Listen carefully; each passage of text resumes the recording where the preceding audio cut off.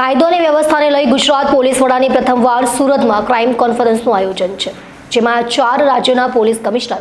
અને તમામ રેન્જના આઈજી સહિતના અધિકારીઓ હાજર રહ્યા હતા. દેશમાં સ્વચ્છ અને સુંદર શહેર તરીકે ગણાતું સુરત શહેરમાં આંગણે અને ગુજરાત રાજ્યના ગૃહમંત્રી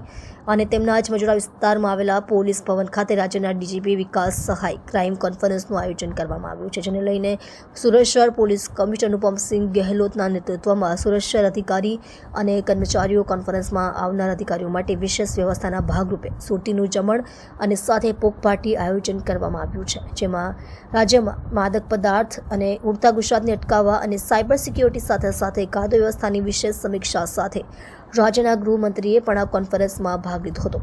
ગુજરાત રાજ્યના ડીજીપી વિકાસ સહાય રાજ્યના અલગ અલગ શહેરમાં પોતાની ક્રાઇમ કોન્ફરન્સ આયોજન કરવામાં આવી રહ્યું છે, જેને લઈને રાજ્યના અલગ અલગ શહેરની સંસ્કૃતિ અને લોકલ વ્યવહારની ઝાંખી આપવામાં આવે છે. આ પ્રથા દેશના વડાપ્રધાન નરેન્દ્રભાઈ મોદી જ્યારે રાજ્યના મુખ્યમંત્રી હતા ત્યારે તેમને અલગ અલગ શહેરમાં અધિકારોના ક્લાસ લેતા હતા. તે જ રીતે રાજ્યના ડીજીપી પણ પોતાના અધિકારોના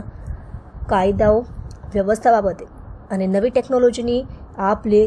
કરવા માટે અલગ અલગ રાજ્યની શહેરમાં ક્રાઇમ કોન્ફરન્સ કરવામાં આવી રહી છે. પહેલાં અમદાવાદ, ત્યાર પછી બરોડા અને ત્યાર પછી રાજકોટ અને ત્યારબાદ સુરતમાં 18 જાન્યુઆરીએ અચાનક ક્રાઇમ કોન્ફરન્સનું આયોજન કરવામાં આવ્યું છે.